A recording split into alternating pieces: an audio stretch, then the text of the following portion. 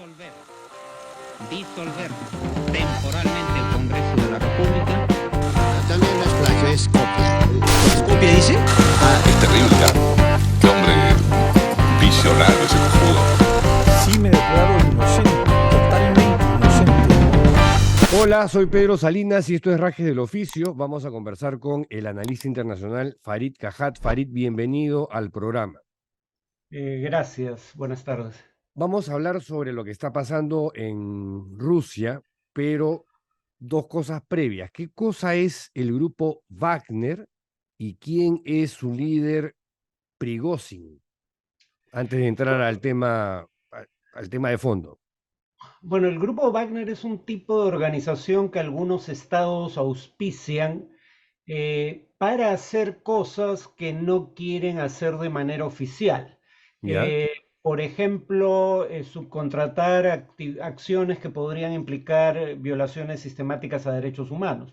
Entonces, el gobernante no asume la responsabilidad, ¿Ya? la asume este grupo irregular, cuya relación con el Estado se mantiene en el terreno de la ambigüedad, salvo en el grupo Wagner en el último año. Terminó convertido, digamos, empezó a actuar en Ucrania, un poco lo que decía. Era un grupo irregular que actuaba en el territorio de otro país. Si lo hace el ejército regular es un acto de guerra. Ujú. Si lo hace un grupo irregular al cual tú dices que apoyas pero no controlas, la figura es, digamos, más ambigua. Muy pocos se llaman engaño, pero en todo caso hay experiencias de ese tipo. En la práctica, el grupo Wagner terminó siendo privatizado por Prigozhin, que tomó control de él aparentemente por vía armada, según una académica de la Universidad de Columbia que estudia el tema. Entonces es básicamente un ejército mercenario, algo que bajo el Ya. derecho internacional no debería existir, pero que existe de cualquier manera. Ahora, el perfil de este Prigozhin, ¿cuál es? ¿Quién es él? Eh, Su primer acto público es ir preso por ladrón. O sea, fue presidiario Ah, por el robo de vivienda, si no me equivoco, ¿no? Sale de la prisión y se convierte después de un tiempo en uno de estos magnates rusos que deben buena parte de su fortuna a favores del Estado. ujú. No son empresarios emprendedores que arriesgan, invierten, innovan, sino que obtienen contratos públicos, ¿no? Y en algún momento empieza a invertir en las actividades del grupo Wagner fuera de Rusia y fuera de Ucrania, que es donde empieza el grupo Wagner. Primero en Siria, donde Rusia decide intervenir, es un complemento a la Ujú. intervención rusa, y luego en países del África, donde obtiene a cambio de los servicios que brinda gobiernos casi siempre, bueno, casi siempre no, siempre autoritarios, acceso a recursos, a un porcentaje de los recursos que salvaguarda el grupo. Entonces, por eso tiene el poder que acaba de demostrar. O sea, por un lado tiene una fuerza militar independiente del Estado ruso, y por otro lado tiene una fuente de ingreso independiente del Estado ruso. Por eso nadie, en mi opinión, puede hacerle a Putin lo que le hizo el grupo Wagner. ¿Y qué tan grande es el ejército que puede manejar Prigozhin? El cálculo es que puede llegar, si se cuentan todas sus unidades alrededor del mundo, están en Ucrania, en Siria, en Libia, tal vez en Sudán, Mozambique, Wow. Mali, podrían sumar hasta 50.000 efectivos. En el caso específico de Ucrania, se calcula que están en 25.000, tal vez un poco más, de los cuales hay al menos unos 5.000 que tienen como antecedente haber sido parte de las fuerzas especiales rusas. Muchos del resto son reclutados o fueron reclutados en prisiones a cambio de conmutación de la pena, Ya, o sea, es un grupo de mercenarios, literalmente. básicamente. Sí. Ahora, ¿y cuál es el rollo? ¿Qué cosa es lo que ha pasado entre Prigozhin y su grupo Wagner y el gobierno de Putin? A ver, hay dos grupos mercenarios peleando del lado del Estado ruso en Ucrania. El segundo es el grupo de mercenarios chechenos de Kadyrov, así se llama el ¿Ya? líder. La diferencia entre ambos es que el grupo de mercenarios chechenos vive fundamentalmente de transferencias o pagos del Estado ruso. ¿Ya? Como dije, la razón por la que ese grupo es leal a Putin y el grupo Wagner tiene juego propio es que Wagner tiene recursos que no derivan de contratos con el gobierno ruso. O sea, tiene esos recursos, pero tiene otras fuentes de ingresos. Y el problema ha sido que el grupo Wagner y su líder, Prigozhin, ha criticado acremente de manera reiterada no a Putin como nombre propio, pero sí a sus subalternos más cercanos, el ministro de Ujú. Defensa y el jefe del Comando Conjunto de las Fuerzas Armadas, para lidiar con esos enfrentamientos constantes entre ellos. Putin habría decidido, o el gobierno ruso habría decidido subordinar al grupo Wagner al Ministerio de Defensa. Ahí es cuando Prigozhin decide actuar contra, según él, contra el ministro de Defensa y el jefe del Comando Conjunto, pero si enfilas tus tropas hacia Moscú, estás amenazando el poder del propio Putin. ¿Qué Obvio, tanto calculó eso? No queda del todo claro. porque se habló de un intento de golpe de Estado, de una posible guerra civil, Ujú. y al final terminó yéndose hacia Bielorrusia. Sí, yo tengo dudas de ambos. A ver, Sí, si nos atenemos a lo que dijo Prigozhin, él desde el principio dijo que no tenía en mente un golpe de Estado contra Putin. ¿ya? Sí habló en algún momento de guerra civil, pero yo todavía creo que eso es improbable. O sea, es un grupo que probablemente en cuanto a capacidad de combate sea más eficaz que el propio ejército ruso, pero eso es en cuanto a la preparación de sus integrantes. Pero por otro lado, en cuanto a armamento, no tienen aviación, no tienen marina, Ujú. tienen, digamos, blindados, un número de blindados relativamente pequeño. No son en O sea, principio básicamente es una amenaza, infantería. es fundamentalmente infantería con algo de blindados y artillería, pero un monto limitado, ¿no? Entonces, digamos, creo que tampoco podía hablarse de una guerra civil. Yo le creo cuando dice que no intentaba un golpe, porque si uno ve un poco el trabajo académico sobre la materia, los golpes se dan en la capital y lo Ujú. primero que intentas es capturar o dar muerte al presidente de turno, capturar medios de comunicación. Aquí la zonada empezó a 1000 kilómetros de Moscú. Una guerra civil me parece improbable por lo que acabo de decir. Es un grupo muy competente militarmente, con cierto apoyo popular a juzgar por redes sociales, pero no es una fuerza comparable a la fuerza del ejército ruso. Claro, el punto es que buena parte de ese ejército está ahora desplegado en Ucrania enfrentando al ejército ucraniano. En ese sentido no podían desviar demasiadas tropas o reservistas a Rusia para pelear contra el grupo Wagner. Entonces sí tiendo a creer que lo que buscaba Prigozhin era una negociación que le llevara a tener, a cambio de integrarse al Ministerio de Defensa y a la estructura de mando formal, tener mayor peso en las decisiones, tanto del Ministerio de Defensa como de las Fuerzas Armadas. Si lo consiguió no está por verse, porque en el acuerdo que ha trascendido eso no está incluido, pero sí se está hablando, claro, son rumores básicamente, de que habría un cambio en el Ministerio de Defensa en los próximos días. O sea, saldría el ministro de Defensa Shoigu, sí, sí, el ministro de Defensa. como consecuencia de este follón que se ha armado. Es algo que, a ver, ¿cómo sabemos que podría ocurrir? Porque sabemos dos cosas.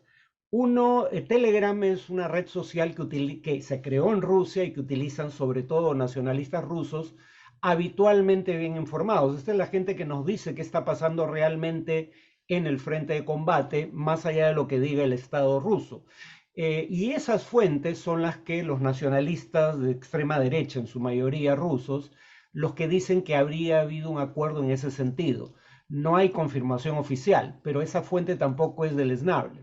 Ahora, ¿esto de alguna manera debilita a Putin? Sin ninguna duda, te pones a pensar, hay tantas cosas que llaman la atención aquí. Uno, parte de tu fuerza en el frente, que en teoría está combatiendo a otro país, de pronto entra clandestinamente al propio territorio Mm. y enfila sus baterías hacia el propio gobierno. Avanzan cientos de kilómetros sin ninguna resistencia. Cuando se les ofrece resistencia, eso no lo sabemos con certeza, pero parece que el grupo Wagner derriba helicópteros y tal vez incluso un avión de las Fuerzas Armadas regulares, y en lugar de salir a darles encuentro, como correspondería a un grupo de fascinerosos, la Guardia, digamos, Nacional Rusa empieza a cavar fosas en las carreteras para que el grupo Wagner deje de avanzar, Sí. empieza a cavar trincheras en las afueras de Moscú como si estuvieran a punto de resistir una invasión. Luego de que Putin además dijera que esto era una traición que iba a costarle caro a Prigozhin, Así y es. finalmente lo indultan, e indultan a todos los que participaron de la zonada. O sea, sí, Putin queda bastante, su imagen cuando menos, queda bastante debilitada a ojos de su propia población, no hablemos ya del resto del mundo. Ahora, al final se han ido a Bielorrusia, pero la relación Bielorrusia con Putin es una relación buena, ¿no? ¿Qué podría pasar ahí? Que les den plutonio, que les den polonio, una de Se ha estas ido, cosas típicas. Se ha ido el líder Prigozhin, pero efectivamente, o sea, tenemos antecedentes, Litvinenko, un agente de inteligencia que desertó, ruso, ¿no? Y que fue Ujú. asesinado en Inglaterra.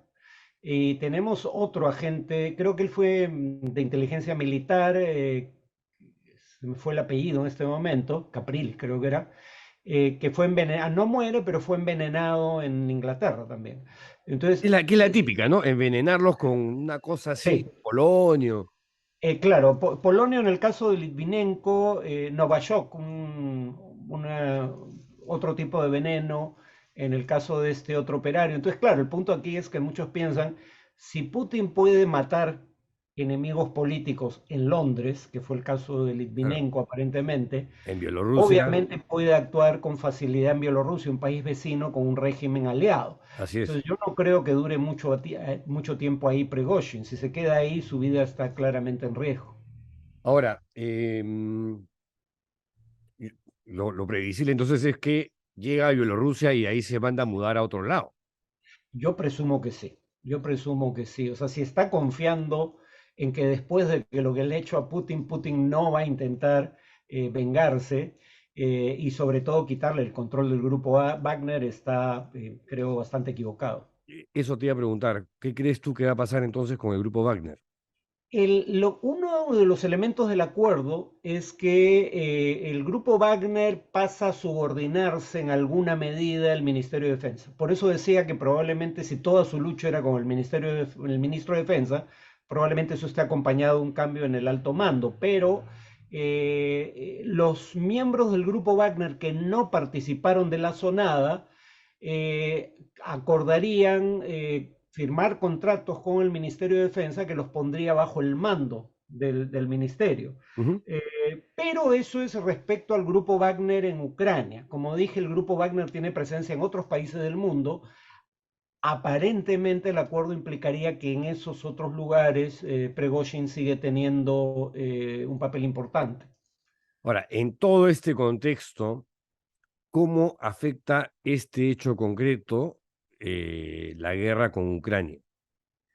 Va a depender de cómo lea esto Putin, porque algunos argumentan, y yo no me atrevería a contradecirlos, de que si tu condición de hombre fuerte es lo que te sostiene en el cargo, y queda de pronto esa imagen debilitada, tienes que hacer algo que te permita retomar la iniciativa.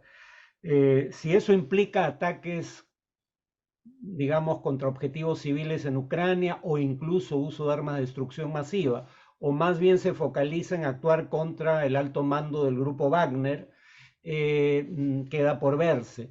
Por otro lado, sin embargo, creo que esto afecta adversamente a Rusia en Ucrania por dos razones. Primero, cómo puede afectar la moral de la tropa. Ujú. Por un lado, van a tener que pelear codo a codo con integrantes del grupo Wagner, un grupo que acaba de insubordinarse contra el gobierno central ruso. En segundo lugar, después de ver todo lo que acaba de ocurrir, es difícil creer que eso no afecte, repito, la moral de los soldados rusos. Sobre todo porque uno de los grandes argumentos de Prigozhin es: ustedes están siendo utilizados como carne de cañón por una oligarquía que los quiere utilizar de esa manera para su propio beneficio. Entonces, en el plano estrictamente militar no va a ser gran diferencia. El grupo Wagner regresa al frente, y las reservas en el frente nunca se movilizaron hacia Rusia para contener su avance. pero en el plano de la moral de los combatientes tal vez tenga un efecto, ¿no? La otra cuestión es que, claro, Putin hasta ahora parecía creer que el tiempo jugaba a su favor, que si podía prolongar una guerra de desgaste hasta entrado el próximo año, tal vez Trump gane la siguiente elección presidencial en Estados Unidos y tenga gobiernos en general en la OTAN menos proclives a apoyar a Ucrania, más proclives a buscar un acuerdo. Ahora con esto ya no queda tan claro que el tiempo juegue en favor de Putin. Mm. Sí, porque estaba leyendo algunas cosas en BBC, Deutsche Welle, comentarios como todo acaba de comenzar en Rusia, uno del New York Times que dice todavía falta que sucedan más cosas. O sea, ¿qué otras cosas podrían pasar después de esto? Como digo, parte del problema es que yo presumo que no toda la información relevante es de dominio público. Entonces, hay elementos en el acuerdo que trascienden lo que se ha hecho de dominio público, no lo sabemos. Si hubieran esos otros elementos que le hacen concesiones a Prigozhin, cosa que no resulta aparente en lo que hemos conocido públicamente, tal vez eso calme las cosas por un tiempo. Pero otra posibilidad es efectivamente, y creo que es lo más probable, que a partir de ahora hay un enfrentamiento soterrado que digamos, no se exprese a través de avances militares, uno en contra del otro, pero sí, por ejemplo, intentos de asesinato de dirigentes de uno u otro lado. ¿Y esta situación cómo la podría aprovechar Ucrania? En tanto esto afecte la moral de la tropa rusa, eso le daría una ventaja, porque finalmente esa es una de las explicaciones de por qué, claro, el apoyo de la OTAN es la explicación fundamental, pero de por qué a Ucrania le ha ido mucho mejor de lo esperado en esta guerra y a Rusia mucho peor. Los rusos no saben con certeza por qué están peleando. Primero se les dijo que había que descabezar el régimen nazi de Sí, Ucrania, sí. ahora se dice que se quiere liberar a la población rusófona del este y sur de Ucrania. El objetivo ha ido cambiando. Los ucranianos luchan por la supervivencia de su Estado. Entonces, la motivación es un factor importante para explicar la capacidad de combate de un ejército. La motivación del ejército ruso debe estar en su punto más bajo en este momento. ¿Cuánto influye eso en el resultado? A decir verdad, lo que hay que tener en cuenta es que la ofensiva ucraniana en curso ha sido bastante inferior en cuanto a resultados a lo que se esperaba. Entonces, si eso continúa así, no creo que la diferencia en moral sea decisiva, porque claro, acá ahora es Ucrania el que tiene que atacar. El atacante siempre sufre más bajas que el defensor, que además está parapetado Ujú. tras muros de concreto, trincheras, etcétera. Y esa es una posición en la que Ucrania no había estado hasta ahora, la guerra, y que le está costando, digamos, avanzar en ese tipo de circunstancias. Y la situación en cuanto a la invasión de Rusia a Ucrania, ¿cómo está esta pareja? ¿Hay ahorita un desbalance a Eh, favor de alguno de los dos? eh, a ver, Rusia tiene más soldados, aunque eso también es discutible. Rusia tiene más artillería, tiene más blindados. La ventaja de Ucrania es motivación, uno, y dos, ha sido preparado y tiene información de inteligencia y ha sido pertrechado por la OTAN, la alianza militar más poderosa del Ujú. mundo, militarmente hablando. Y claro, la gran pregunta, ese es un debate entre especialistas en temas de seguridad. La calidad del armamento occidental compensará las diferencias de cantidad de armamento. ¿Qué ventaja tiene el armamento occidental? Tiene más alcance en promedio que el armamento ruso, tiene más precisión para alcanzar blancos que el armamento ruso, es mejor para recabar información de inteligencia que permite identificar blancos. Pero nuevamente, aunque Ucrania tuviera una ventaja en el plano militar, el que ataca es el que se arriesga y el que suele tener 3 veces más bajas en promedio que el defensor de posiciones que están bien protegidas. Entonces, la tarea que tiene por delante Ucrania es mucho más difícil que la que tuvo hasta ahora. ¿Te aventuras a hacer algún tipo de pronóstico sobre cómo va a terminar esto? No. Yo diría que, a ver, yo creo que eventualmente va a haber necesidad de algún tipo de acuerdo. Eso puede ser desde un cese al fuego que no ponga fin al motivo ulterior de la guerra y por ende pueda llevar a un reinicio de hostilidades en el futuro, pero un cese al fuego también puede durar indefinidamente, como Ujú. entre las dos Coreas que tiene 70 años. Me parece menos probable un acuerdo de paz, pero creo que tarde o temprano va a haber necesidad de algún tipo de acuerdo. Y qué tipo de acuerdo va a depender fundamentalmente de qué tan bien le vaya a Ucrania. Yo sí creo, como estamos viendo, que Ucrania va a recuperar parte del territorio que perdió. No creo en lo absoluto que tenga la capacidad de recuperar todo el territorio perdido de 2014, en particular La no creo Crimea. que tenga la capacidad de Crimea no. Crimea, yo creo que está fuera de la cuestión. Ya. La gran pregunta es si van a tener la capacidad de cortar lo que se llama el puente terrestre. Rusia tenía control de dos partes de Ucrania inconexas entre sí, el este, la llamada región del Donbass, y la península de Crimea. En esta guerra ha logrado unirlas por tierra, y eso va a ser importante para abastecer a Crimea, que es muy difícil de abastecer porque es prácticamente una isla, ¿no? Ujú. Entonces, ¿logra o no Ucrania romper la conexión terrestre entre el Donbass y Crimea?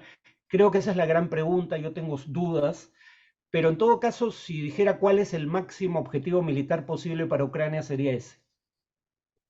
Farid, muchísimas gracias por esta corta pero bastante ilustrativa conversación sobre lo que está pasando en Rusia, ¿no? Porque al principio era como un sancochado, nadie entendía nada.